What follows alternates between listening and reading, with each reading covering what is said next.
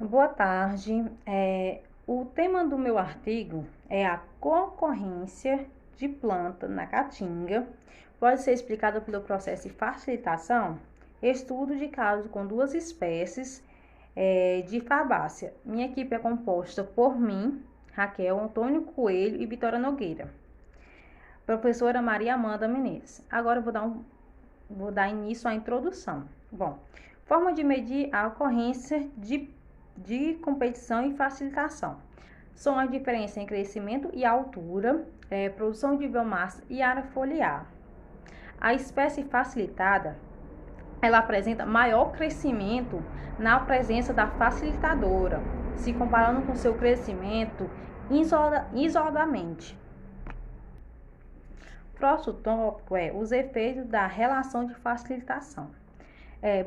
Pode ser positivo para ambas as espécies ou negativo para um indivíduo só envolvido. Em ambientes sob o clima ártico, os efeitos negativos dos ventos fortes e das temperaturas extremas são atenuadas pela presença de plantas que aumentam a umidade do solo abaixo de sua copa. Em ambiente ártico, o sombreamento e o oposte de serrapilheira sobre as copas minimiza os extremos de temperatura e escassez hídrica, que é o princípio fato limitante. No entanto, o aumento dessa demanda dos indivíduos por recursos substitui a facilitação inicial pela competição. Próximo tópico é teste com duas espécies de leguminosas da caatinga: Ninosa caissapifolia best e Bauxite elajate. Professor, esse nome é muito complicado de falar.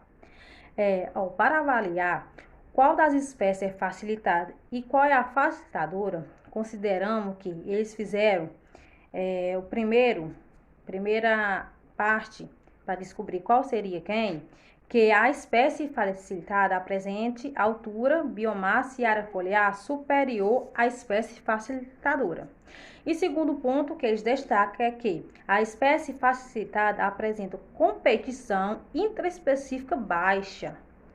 Dessa forma, o estudo mostra como a concorrência de plântulas de espécies arbóreas aumenta as chances de estabelecimento dos indivíduos, podendo atuar como uma força estruturadora de comunidade e vegetal.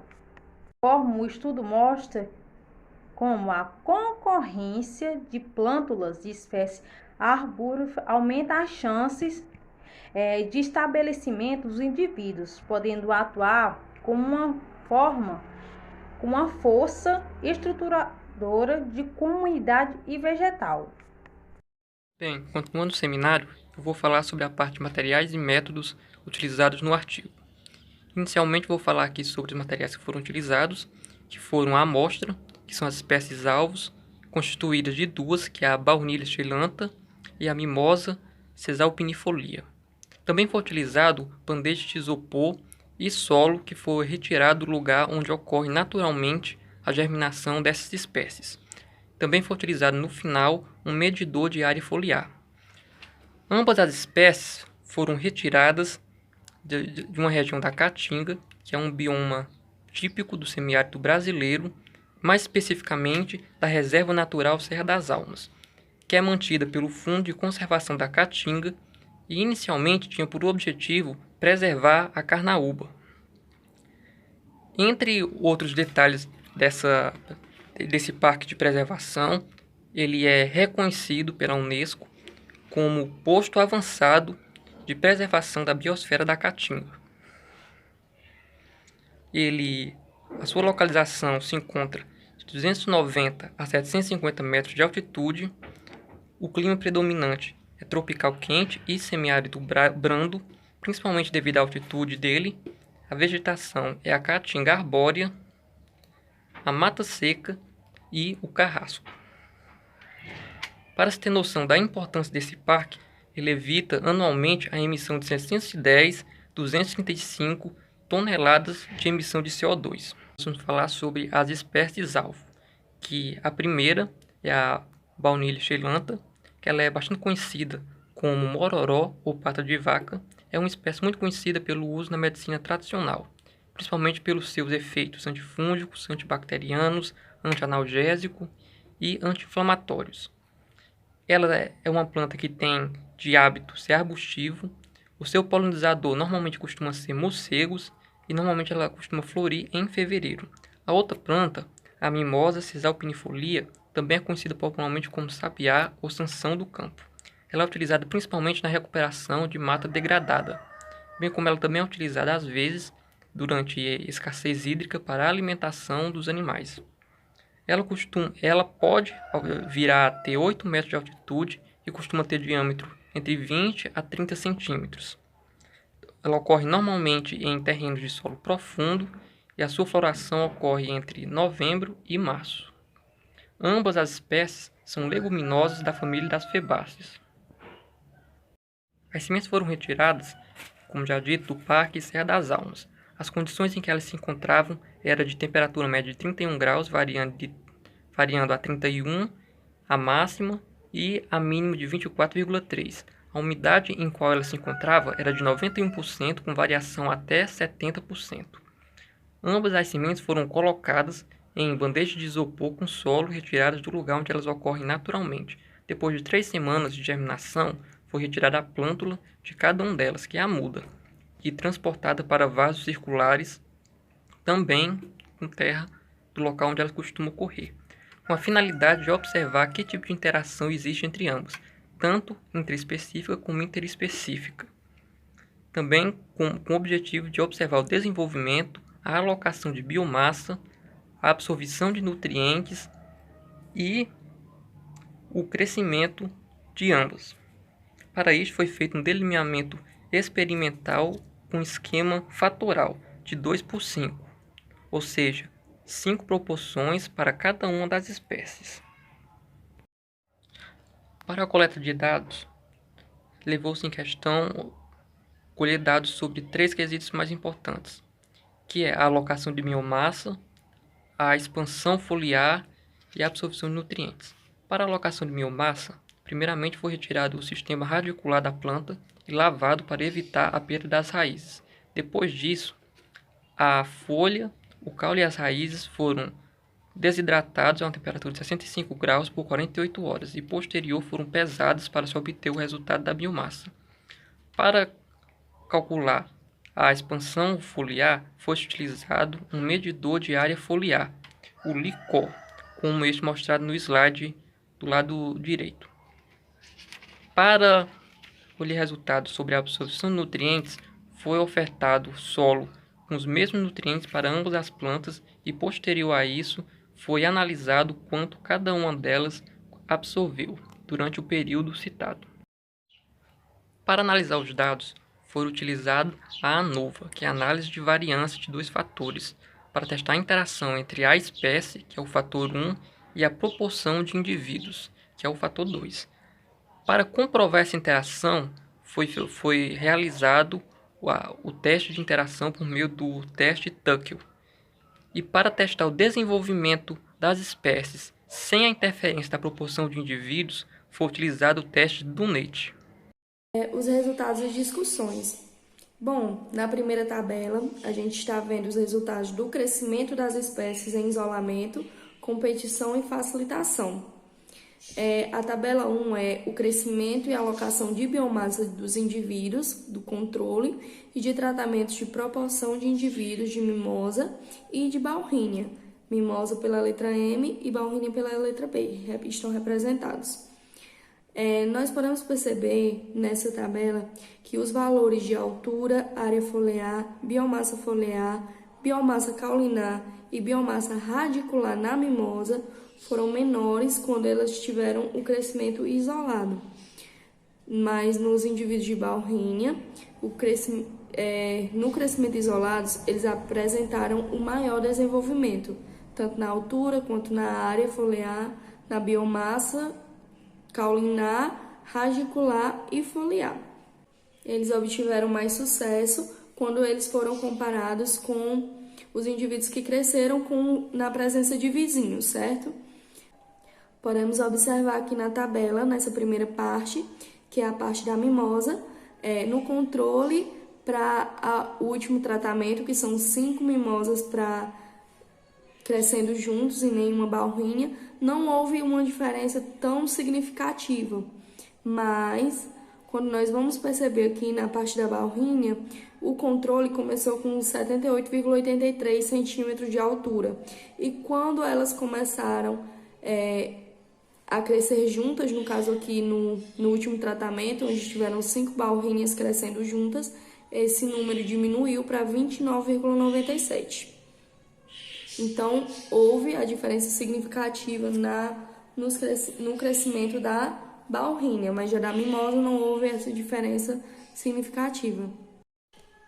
Isso quer dizer que essas comparações nas médias do crescimento, da altura, da biomassa seca, área foliar da mimosa e controle não mostrou nenhuma diferença significativa quando foram comparadas com os indivíduos em isolamento. No entanto, quando a gente passa aqui para os indivíduos de balrinha, nós podemos observar que houve sim a diferença significativa de quando ela era sozinha no controle e quando ela teve a presença de outros indivíduos, mesmo que sendo da mesma espécie. Aqui no último caso, em que ela está sozinha, só com a espécie dela e sem nenhuma mimosa. No caso, a diferença ainda continua muito significativa. Isso quer dizer que essa espécie vai apresentar intolerância a vizinhos coespecíficos e heteroespecíficos. E essas taxas menores de altura, biomassa e área foliar, elas vão indicar a ocorrência da competição entre elas. E vai permitir ainda que a gente entenda que uma dessas espécies envolvidas na interação, ela tem o seu crescimento facilitado por conta do crescimento da outra. A proporção dos indivíduos, o efeito facilitador. Bom, esses gráficos eles vão nos mostrar as variações na biomassa foliar, caulinar, altura e área foliar. Elas ainda vão nos mostrar que a altura e a biomassa da mimosa ela foi superior quando houve junto outras espécies de balrinha, ou seja, ela vai indicar um efeito positivo sobre a mimosa e negativo para a espécie facilitadora, que no caso a espécie facilitadora é a balrinha. Mas para o Calloway, em 2007, ele diz que as interações positivas elas vão ocorrer mesmo quando existe um efeito negativo para a espécie facilitadora, que foi o caso que aconteceu aqui com a mimosa e com a balrinha. Desde que, conforme o Stutz, o Guerin e o Ita, 2007, isso seja registrado para os indivíduos na mesma fase de desenvolvimento. Ou seja, essas interações elas são positivas para a mimosa, porém elas são negativas para a balrinha. E as duas espécies estão na mesma fase de desenvolvimento. Nesses casos, as espécies que vão apresentar a competição intraespecífica apenas sobre as grandes densidades vão se beneficiar da proximidade com as plantas facilitadoras, que é o caso que está acontecendo. Bom, explicando esses primeiros gráficos, o primeiro é sobre a biomassa foliar seca, em gramas por quilos. A letra maiúscula ela vai indicar os tratamentos e a minúscula vai indicar as espécies. Quando tiverem as letras iguais, elas vão indicar que há uma semelhança estatística e as letras diferentes vão indicar que há uma diferença estatística. Aqui nesse primeiro caso, o que tiver em preto é da mimosa e o que tiver em branco é da balrinha. Nós podemos observar que na biomassa seca foliar, no caso da mimosa, não houve diferença na espécie, porém houve diferença no tratamento. Aqui, quando o primeiro é o A maiúsculo, o segundo e o terceiro são o B maiúsculo e o terceiro ainda tem a presença do C. e no caso dos dois últimos tratamentos foram iguais, mas ao todo houve a diferença no tratamento, diferente da Bauhinia. A Bauhinia, tanto no tratamento quanto na espécie, não houve nenhuma diferença significativa. Aqui nesse segundo gráfico, na razão da biomassa radicular por biomassa aérea, na mimosa não houve uma diferença tão significativa, pois podem observar que sempre está com a letra B minúscula e a letra A maiúscula. Isso quer dizer que não houve diferença nem entre as espécies nem entre os tratamentos. Já na Bauhinia, houve uma diferença significativa, não na espécie, mas sim nos tratamentos. Houve uma diferença estatística. Quando passamos para a biomassa seca caulinar, igual ao primeiro caso na mimosa, há essa diferença não entre as espécies, mas entre os tratamentos. E na Bauhinia não há nenhuma diferença nos tratamentos e nem na espécie. Quando vamos aqui para a altura, na mimosa, nós podemos observar que ela tem uma diferença estatística muito grande. Já a Bauhinia, ela se mantém a mesma tanto nos tratamentos quanto na espécie. E na mimosa nós podemos observar que nos tratamentos houve essa diferença estatística. E aqui na área foliar, novamente, a mimosa foi a que houve mais diferença. Nós podemos observar aqui que na Bauhinia não houve nenhuma diferença, nem nos tratamentos, nem quanto à espécie. Já na mimosa foi diferente. Não houve quanto à espécie, mas houve diferença nos tratamentos. Aqui na nossa segunda tabela, nós vamos observar a concentração do nitrogênio e do fósforo. Nós temos a frequência dos indivíduos por vaso, que são, no caso, os tratamentos, a parte do nitrogênio e do fósforo.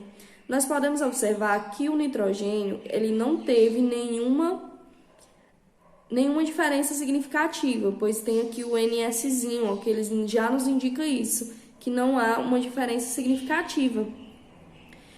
Mas no caso do fósforo, nesses 3 tratamentos, que foram de 2 mimosas para 3 Bauhinias, 4 mimosas para 1 Bauhinia e 5 mimosas sozinhas, já houve uma diferença, certo?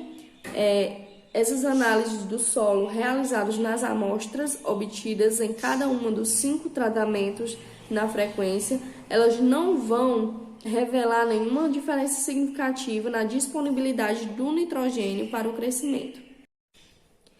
Isso vai significar o quê? Que como no nitrogênio não teve nenhuma diferença significativa, ele não foi um elemento limitante para o crescimento dessas espécies. Já no fósforo, nós podemos observar que esse resultado pode estar relacionado com o efeito facilitador da Bauhinia, já que a menor razão entre a biomassa radicular e a biomassa aérea dessas espécies ocorreu na resposta ao aumento da densidade dos indivíduos de mimosa. Já nessa nossa terceira tabela, nós vamos observar teores e acúmulos de fósforo na mimosa e na Bauhinia e os tratamentos de frequência. As letras maiúsculas distintas, elas vão representar diferenças estatísticas entre indivíduos. E as maiúsculas distintas vão representar diferenças estatísticas entre as espécies. Aqui no nosso primeiro caso, na mimosa, nos teores de fósforo, na mimosa e na Bauhinia, nós podemos observar que na mimosa houve diferença estatística entre os indivíduos e também entre os tratamentos. Já na Bauhinia, essas duas primeiras, temos os dois Cs minúsculos, o que quer dizer que não houve uma diferença estatística nos indivíduos. Também essa terceira e quarta, não houve a diferença, foram iguais. Já a última foi diferente. E os tratamentos foram iguais até a terceira, que no caso temos o A maiúsculo. Já nas duas últimas foram diferentes. Só a última que foi igual às primeiras, as 3 primeiras. No acúmulo de fósforo por planta, nós podemos observar que na mimosa todos os indivíduos não tiveram diferenças estatísticas, todos foram iguais, representados pela letra A maiúscula, mas já teve uma diferença estatística nas espécies. No acúmulo de fósforo por planta, nós podemos observar aqui, que na mimosa nós não tivemos nenhuma diferença estatística entre os indivíduos, mas tivemos diferenças estatísticas representadas entre as espécies, que no caso são as letras maiúsculas. E na baurínea, nem entre os indivíduos e nem entre as espécies houve uma diferença estatística. Ou seja, parte do fósforo absorvido foi mobilizado para o crescimento, pois espécies mais eficientes na absorção desse elemento podem investir em alocação de biomassa aérea e biomassa radicular. Isto é, esses argumentos eles vão explicar o efeito positivo do crescimento da mimosa na presença da baurínea, explicando também o efeito facilitador da baurínea sobre a espécie da mimosa. Por fim, a conclusão é que ficou evidente que apenas mimosa caixapifolia foi facilitada. Os teores superiores de fósforo no tecido de Bauchi relaxante, quando comparado à mimosa caixapifolia, mostrada que a primeira espécie apresenta maior demanda para esses nutrientes. A absorção da radícula de Bauchi relaxante e mimose caixapifolia beneficia através de aquisição de fósforo. Sendo assim, é necessário mais estudos que possam verificar a relação entre as concentrações de fósforo de Bauchi relaxante, aspecto de sua arquitetura radicular existente, de associações como micorrizas, arcubúcaras, e efeito dessas associações sobre a arquitetura radicular de Bauchi relaxante.